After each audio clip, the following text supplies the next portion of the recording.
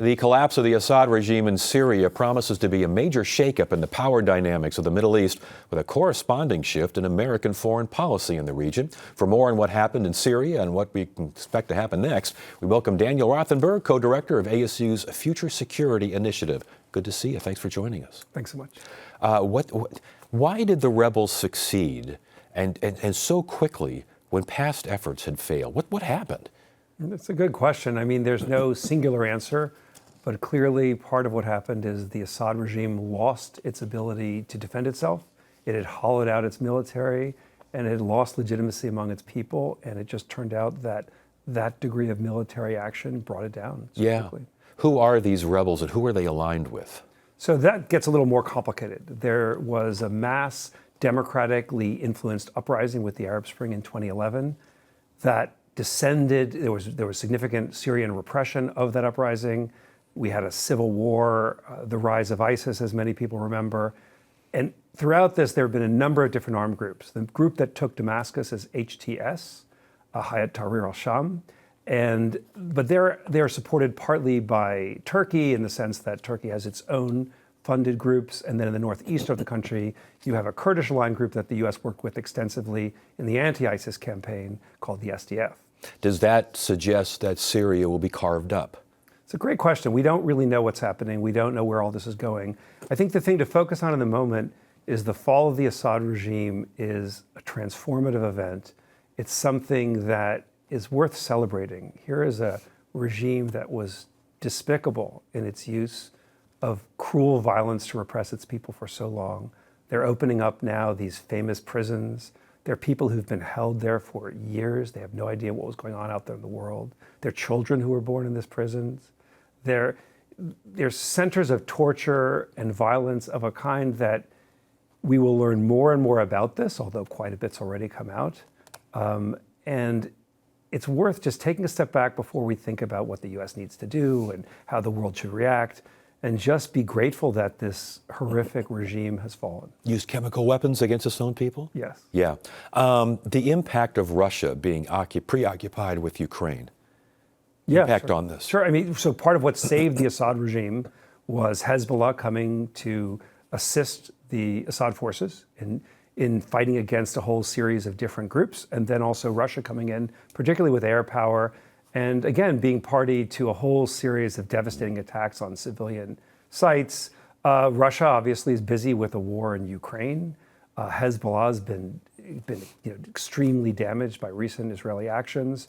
So the context in the region has changed quite a bit, and that has a lot to do with why Assad fell. Yeah, I want to go back to Russia, though, because that seemed like that was the overlord. At least that was what you could really fall back on if you're Assad. They really are weakened by Ukraine, aren't they? Absolutely, yeah, sure. I mean, again, they want to talk about another devastating conflict.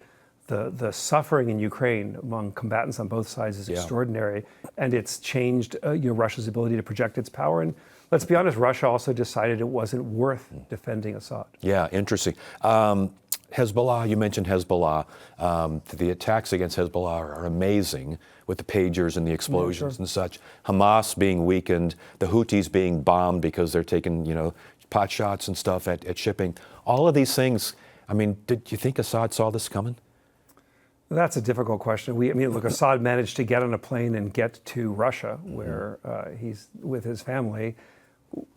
The regime fell very quickly. Lots of key insiders fled the country, mainly to Lebanon. But there's already been an accounting, vigilante attacks on people in the regime, and there will likely be various formal systems. But it was a shock to many people. This is not what the commentators expected. And we should mention that Israel, heavy airstrikes across Syria, basically taking out any kind of, munitions they can find? Munitions, chemical weapons production, the Navy. They've also taken territory in the south. Yeah, but where does that lead? Right. Well, again, we don't know where things are going. This is a moment of transformation, potentially quite positive in the sense that the Assad regime is gone. The civil war, at least for the moment, is over. And we hope that there's going to be some kind of peace and security. I mean, let's remember over 500,000 Syrians have been killed, and fully half of the population has been displaced from their homes, either as internally displaced people or as refugees. Victorious militias, will they be likely the ones that form the next government? Well, they certainly have to be part of those who form the next government. And the question becomes, will HTS, which was an al-Qaeda affiliate in the past, and the leader was actually imprisoned by the U.S. and had a huge $10 million reward out on its head by the U.S. government. But things change, and the hope is that there's some form of coalition government, that there can be some level of peace and security, and that Syria finally can just move forward. Yeah, that's the hope. But is civil war likely? Is authoritarian rule likely? We see that a lot in these kinds of situations. Sure. I think maybe the place to turn is, what could the U.S. do? Let's try to take some lessons from recent adventures in Iraq and Afghanistan, try to figure out which application of power works and what doesn't, what use of money works and what doesn't. It's a constantly shifting situation, so we don't want to, we don't know where this is going, but it is a moment for celebration in Syria. That's what's happening on the streets, and that's I think the main thing to focus on right now, even though there'll be plenty of time for governments to come and different political parties and militias to. I just remember the celebrations in Iraq after that fall of the government, and then we saw what happened there. So it's quite different, though. In Iraq, the U.S. forces overthrew the dictatorship of Saddam Hussein. Here it's Syrians.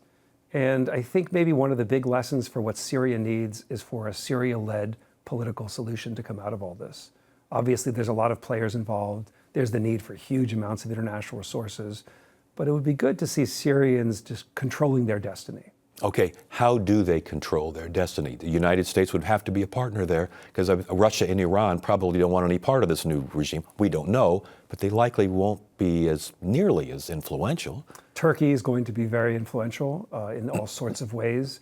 There's a great deal of concern for the key U.S. allies, the SDF in the Northeast, who are Kurdish-based, and Turkey has long had all sorts of complicated relations with Kurds, of course. Now's the time to sort of see where the dust has to settle and people have to move into their positions. What HTS is saying publicly now is on the positive side, particularly for a group that was affiliated with al-Qaeda. But we'll see where all of this goes. Obviously the U.S. role is key. We have a new administration coming into power, and we don't know what the Trump administration wants to do in Syria. What to watch for? What should we watch for over there? Well, security is key. Security and stability is what the country needs to get itself on stable footing. There are indications that this is happening, but let's be honest, this is only days old, this transition, and it's going to take a while for all these things to settle down. What should we be watching? Hopefully, a sense of calm, the ability for people to get back to their lives, people being freed from prisons, folks looking for their family members. There's still an enormous amount of horror that's being revealed. The incredible degree of repression is really, it's just quite striking. Last questions here. When you first heard about this, were you surprised, A, and B, were you surprised at how quickly that regime fell? So in the initial attacks, I didn't know what to expect. I mean, this war has been going on a long time. But at the Future Security Initiative, we do some work in Syria. We have some good contacts there. And people on the ground were saying the regime's going to fall.